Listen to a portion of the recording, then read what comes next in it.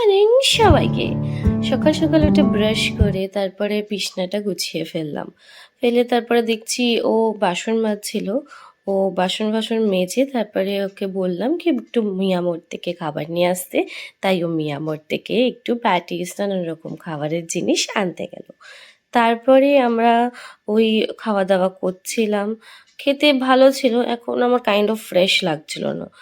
যাই হোক, তারপরে সন্ধ্যেবেলা অফিস শেষ করে তারপরে বেরালাম টোটোতে উঠে।